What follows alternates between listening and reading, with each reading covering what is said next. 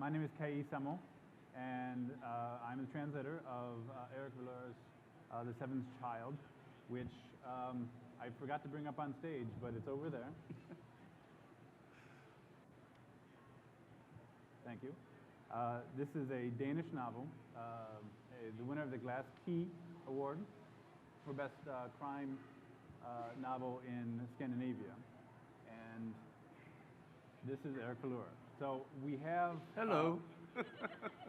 The publisher is Amazon Crossing, and they have a number of books. I counted at least 15 that are available over on the table there, along with an array of other books that they publish that they are kindly giving out for free, I guess, today for readers to enjoy. So I'm going to ask Erik a few questions. Okay. I'm going to ask Erik a few questions, and then afterwards we can take some questions from the audience. So, one question that immediately pops to mind that I have to ask is, as a child, you were an orphan yourself, and you lived quite possibly in an orphanage very similar to the one that you describe in the book. Very similar, yes. Is this a book that you felt compelled to write because of your experiences as a child? Yes. In fact, I was a journalist, documentary journalist for many years, and I wanted to make this story about a group of children growing up in an orphanage. Yes. But it was too difficult, as such children get new identities when they are adopted. So I couldn't expose them in a documentary, TV, film, or anything.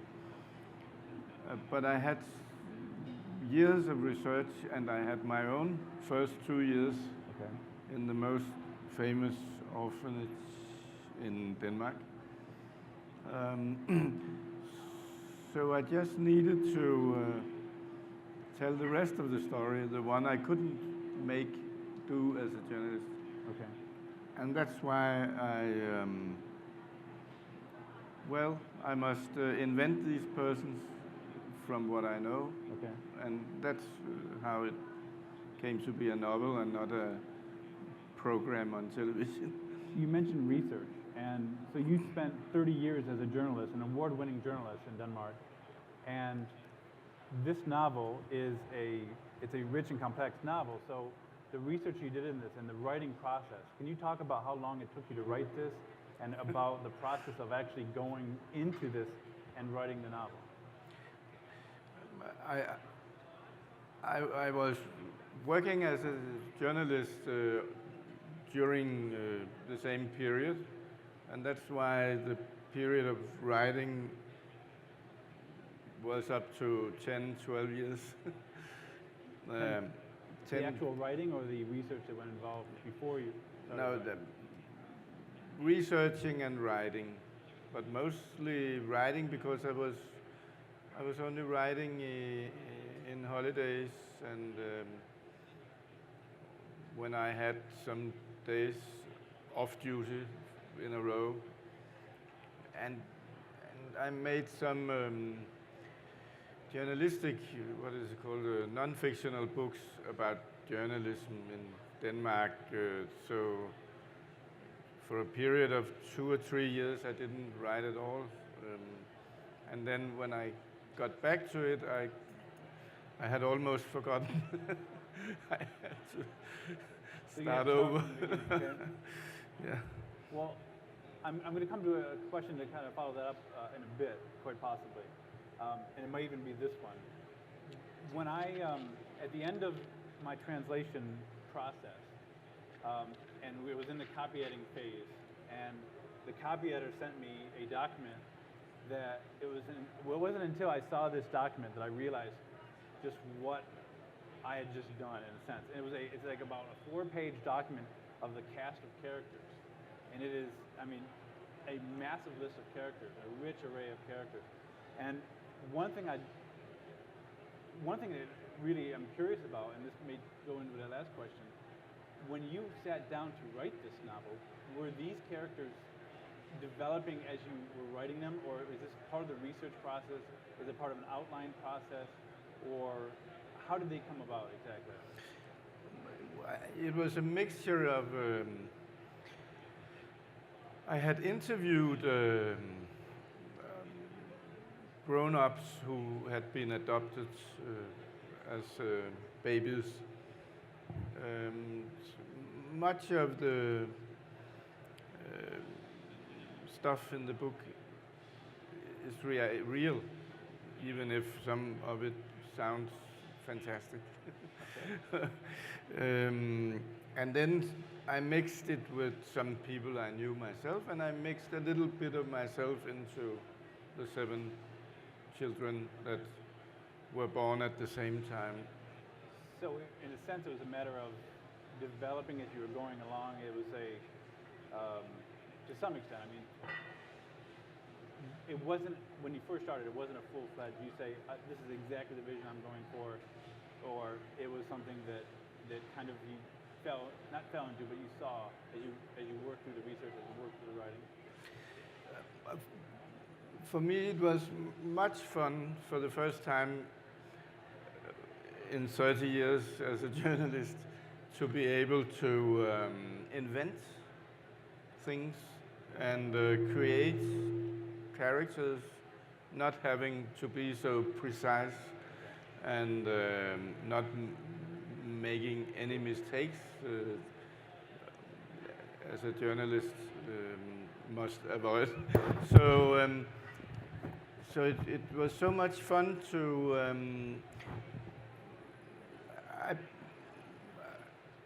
I thought I was always a great fan of astronomy, so I thought one of them could grow up and be an astronomist.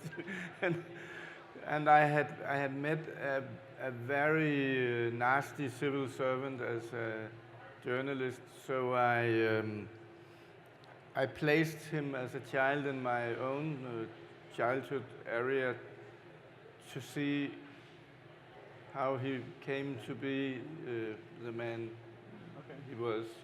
So I was, and it was very fun to me.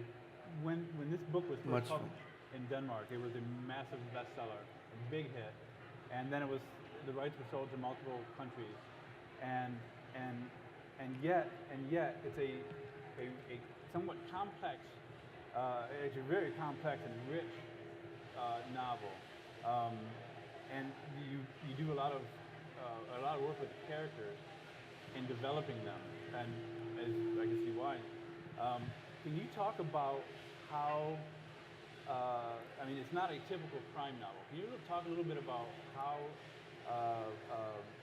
the novel success and how that changed you in a sense, or how did it surprise you? Yeah. In fact, it wasn't a crime novel at all.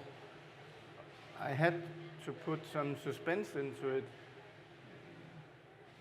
to make the 7 babies meet again, because in real life it wouldn't be possible for adopted children ever to find each other again. So I had to put a suspense into it that developed too. And but I think in Denmark, Denmark has tradition like H.C. Andersen. In fact, there are many stories by, what do you call him, H.C. Andersen, and the Grimm brothers, and telling the stories of lonely children getting away from their parents, and Tommelise and Hans and Grete and so on. So I I think this topic of adopted children thrown away from their beginning and left alone in the darkness in an orphanage, not knowing anything about where they came from. I think it, and it wasn't on purpose, but I think it hit something in the Danish people, at least. I think it's a story we have in ourselves, and like so many of H.C. Andersen's tellings. Okay. I think that's the reason. One of the characters I'm most intrigued by is Marie Ledegaard. Who? Marie Ledegaard. And she's essentially the narrator of the tale. You know, deformed, and she reminds me very much of Günter Grass's Oscar Matzerath, in that, you know, in a sense, she's writing from Kongslund in the same way that he's writing his memoirs in Grass's novel The Tin Drum from an insane institution. And there's an element of unreliability in her narration, which I'm fascinated by, particularly in relation to the Günter Grass novel. Can you talk a little bit about writing her character and some of the difficulties and possibly some of the joys of writing her character? Because she's a fascinating, in fact, she's the crux of the novel in so many ways. And to really understand the novel, it feels like you have to understand Marie Ledegaard. Can you talk a little bit about her? Marie, yes.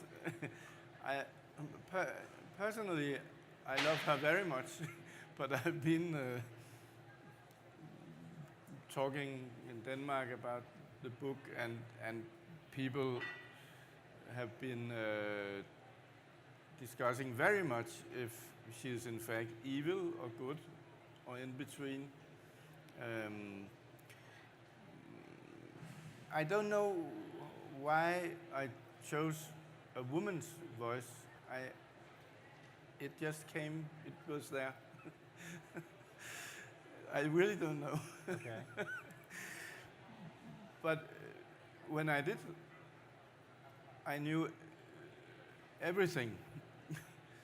How she would respond to certain things around her and in her own life, and why she is so complicated and strange. Very strange, I think. And that's what I like about her. Okay. She is that, and it's and in that sense, I think she's a terrific narrator of the novel as well, because in many ways it is a book that she is at the heart of, and it's a story rich with life, and she seems to be also good for that fit. I wanted to ask one other question, then I'm going to open up to the audience, because I'm not sure how much time I actually have left anymore. But the one question I wanted to ask you is what should American readers or readers of the English language edition, regardless of where they are, what should they know? What would you like them to know when they start reading the book? What advice would you give them about reading this novel? This novel is in fact about children and their parents. I chose a very special entrance to that topic, adopted children. But in fact, it's about, it's about how parents tend to, what do you call it, doing the same mistakes again and again and again through the generations. Okay. Knowing it, but doing it anyway, and then trying to just do it a little bit better in each generation, which I think is the main point in this book. Okay. That maybe if we do it just a little bit better, that may be the whole goal of our existence. think. That seems like a good way to wrap that up. Are there any questions from anyone in the audience? And how much time do we have, if I may ask? 5 minutes? Okay. So, any questions? Get a microphone.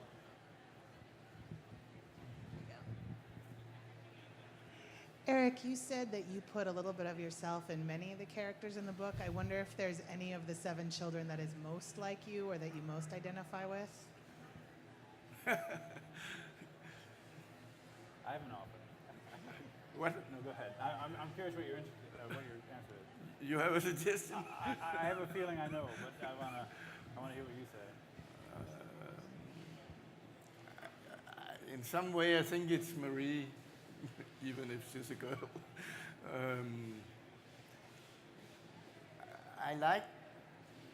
Somehow I came to like the little boy Orla, which is a strange Danish name.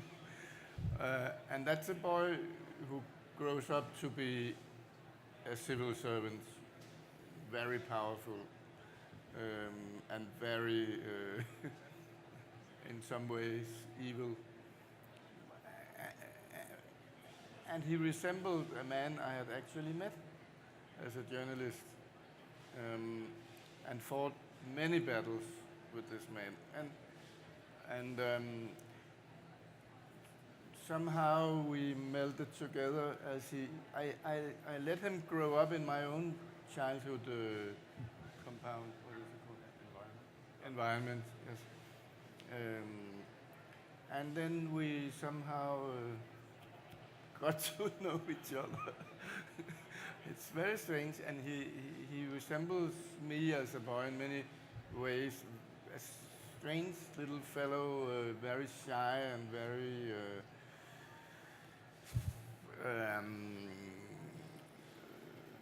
lonely. What did you suggest?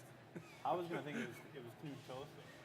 Oh, but that's because he's a journalist. Exactly, but I was going to write a question about him because I love that guy. I think he's a kind of Sherlock Holmesian character. You know, he's smart, he's intriguing, he gets it. He's finding the story out, and I liked him a lot. Okay, Knud in the novel, the journalist that pursues the truth of this mystery, is actually a journalist I once knew. He's dead now. Okay.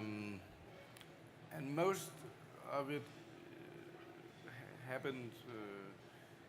He once got a man out of jail and won all the journalistic prizes in Denmark, and was a hero because he freed an innocent man, we thought. But this man was in fact not innocent. He went out of jail 2 weeks later. He shot 2 small boys in a tent. That's in the story, and that's a real story which shocked everybody in Denmark at the time. So in that way, he's not me because he has existed. Fair enough. That's fair enough. And that's one thing. I'll add this, I guess, maybe possibly in closing. But one of the things that's really nice about the book, one thing that I really enjoyed about the book, is that, you know, like any good crime novel, it opens with a body, but then suddenly it unrolls. And it's on 9/11. Yeah, but suddenly it unrolls into this much larger canvas. It's a social and political intrigue in Denmark. Yeah.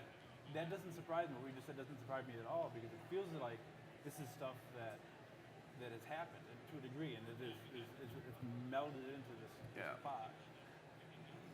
A lot of the stuff has happened. Yeah. In fact, more than half of it. Well, it makes it a rich story, and especially knowing that. Yeah. As well. Any other questions? Yes. Thank you. Yeah. Wow. I'm wondering if you can talk a little bit about how you worked together during the translation process. Well, only once. And that was at the very end. I had some questions that I couldn't answer, and through the editor, I asked the questions, and he wrote back. We never actually communicated personally. I was very impressed because the book has been translated into a lot of languages. In other countries. But this process was the most thorough.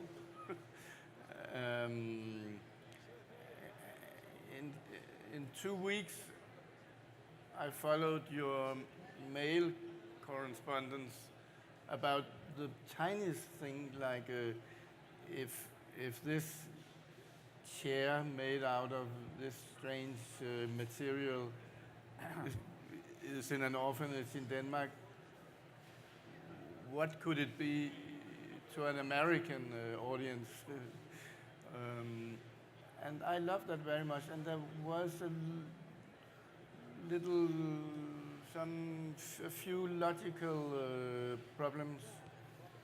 How could this person actually be there so fast after having something like that?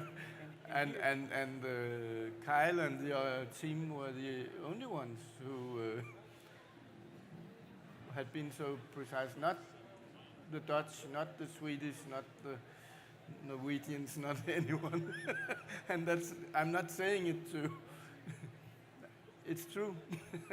But here I want to say one thing last. The Amazon team was terrific throughout all of this, and really big shout out to the copy editing team because they were awesome and a lot of fun to work with. So that also helped. But yeah, it was just once. So in fact, this is the first time we've ever met. Yeah. Any other questions? All right, I guess that's it. Thank you so much for coming. Thank